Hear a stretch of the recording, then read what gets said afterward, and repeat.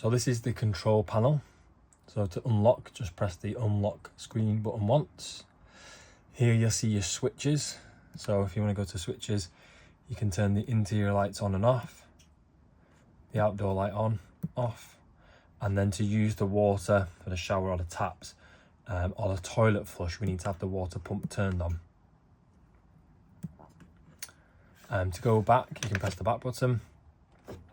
We can check resources. So here it shows how much clean water we have at the top here in the red, and then the grey water at the bottom. When you refill, if you want it to be a more accurate measurement of the tank, you can press the refill button and then fill the fresh water up with the hose. On the left here, it just shows you your battery levels for your starter battery and your leisure battery. See how much charge you've got left in those two. To turn the heating or ventilation on, so it's not got air conditioning, but there's ventilation, so the fans at the bottom around your feet will blow air. You can turn the ventilation on, and here we can just turn the fan up to whichever level you prefer. And then for the, we'll ignore this because the gas isn't turned on at the moment and there's no electricity plugged in either.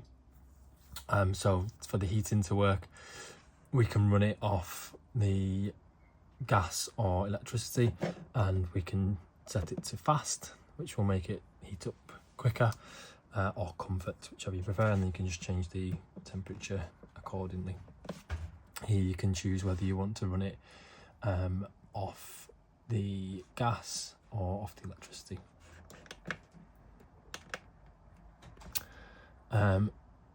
Notifications that'll just pop up because the gas isn't connected, so it's just highlighting that, and also mains isn't connected. Hot water, so we want to turn the hot water on. Now when the hot water's on, you can't use the ventilation, so you kind of have to switch those between the two. And again, we can choose electricity or gas. If you're on mains, have it as electricity.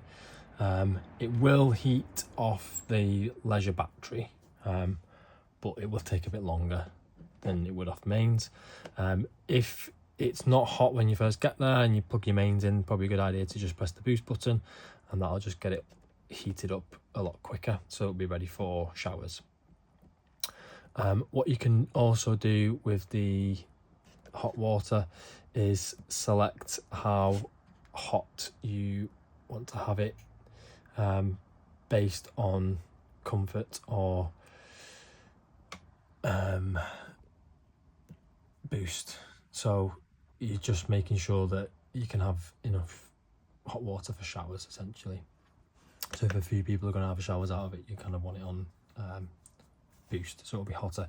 What will happen is that I'll go up to about 67 degrees, which is often obviously too hot to have it on the full hot side. So just be very careful with the hot water taps, and make sure you adjust it to put some cold running through as well, so you don't burn yourself. And that's pretty much all you'll need to know on there.